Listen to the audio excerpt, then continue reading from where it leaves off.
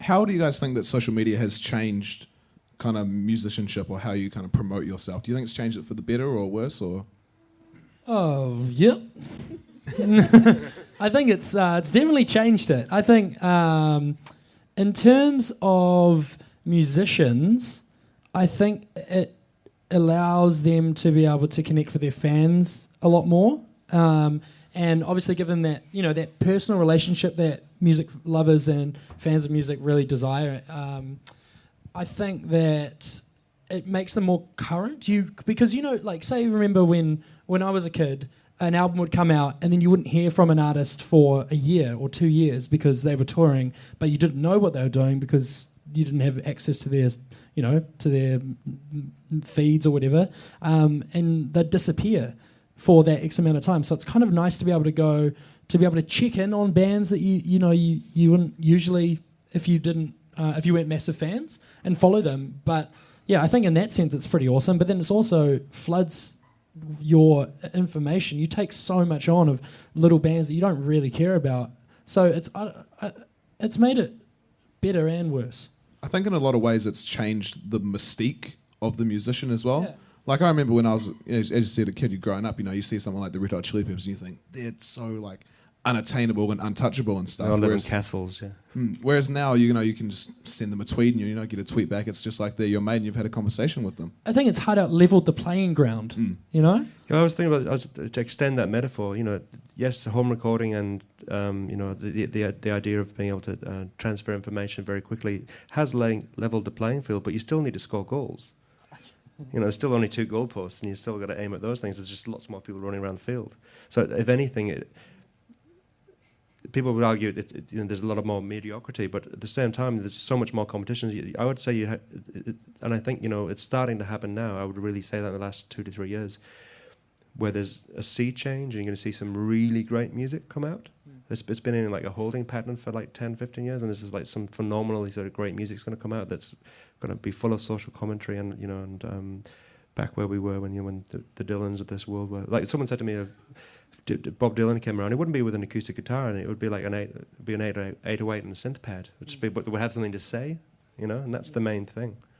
It's funny, yeah, people are now it feels like they're just learning their instruments again, you know, now, but adapting it to this current time, and now they've got to go back to scratch, you know, back to pen to paper to really get what their message is, and then they have all these amazing tools to be able to make it sound cool as well. And by tweeting and posting, they're learning how to say something probably that captures attention. You know, I always thought the litmus test for a great lyric was something you'd write on your pencil case. It's probably now something you'd tweet. You know, and I think that's people have been trained to say no one's going to listen unless you've got something to say. Like with the publishing aspect of what I do, you know, it's very easy with musicians to get caught up in going, oh, it goes from E minor to F major, F sharp major to C sharp major. So that's an amazing chord progression, but no one cares. Yeah. They care about, you know, what the song is specifically about. You know, if it's about blowing in the wind, or if it's about whatever Tom York's singing about today. You know, if it's about something important rather than just another bunch of cliches strung together with, you know, D, B minor, G, and A. Do you think that the change in social media has changed for you, Izzy, how you book bands and how you work as a publisher as well? Or the rise in social media? Me, for sure. Like, a lot of people don't have emails. They just kind of Facebook message you. I've booked a few people through Facebook. It's kind of, I don't know, it's cringeworthy, but in the same respect, it's quite hard to get a hold of people with emails. So it's, you know, I usually message them asking for an email. They're like, no, I don't have one. But yeah, it's kind of changed the whole aspect of how you kind of book people and get to know people. Yeah, like prime examples, there's this artist in the UK that I'm really fond of that I think is epic, and I messaged him and he's keen to come like to New Zealand, and you know that we just started discussing stuff like that, and it's quite cool. But in the same respect, it's totally different to how it probably would have been done in the past. Is it funny how you can kind of stalk them completely first? Yeah, and see what they're about. You're like, oh, don't know. Yeah, and also you see how many people, like how many of your friends like what they're doing, so you can see like the kind of market in New Zealand for it. Yeah. And who, like, obviously if it's people that are just keen music enthusiasts, you probably know that it's not just broken in here, you know. It is a bit of a litmus test, but it's quite a lot different than I'm sure how it used to be done.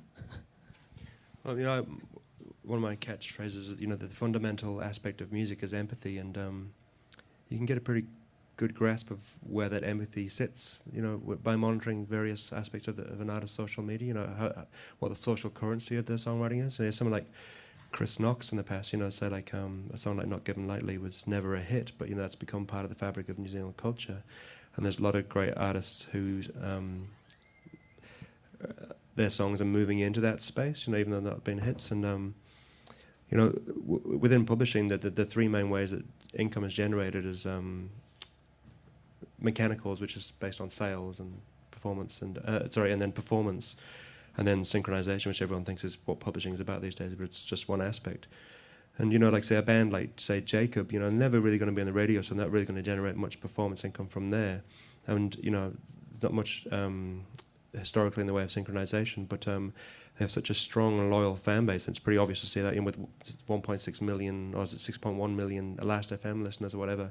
So when they play the concerts, and they play bigger concerts, like they opened for Tool, 5 times in the last sort of 18 months, the performance income that's generated from those concerts is massive. So obviously there's a financial aspect of the publishing world. I don't like clipping the ticket on people's things. I want to help them add value to what they've got. So I need to see that value is there in the first place, and that's social media really does give you an indication of that. I know people can fake YouTube watches and all that sort of stuff, but it's pretty easy to see what's fake and what's not. When you're working with a band like Jacob, who are a band quite similar to kind of Cora in the sense they don't have the huge social media presence, but they have this very feverish fan base, is it hard from the business sense to kind of not go, start posting more and get more active with it? Do you kind of have to just step back and just let them do it there? You're talking about a band that doesn't write lyrics, they're hardly going to write tweets. No, I think that's part of the mystique. And like you say, I'm a big fan of the mystique.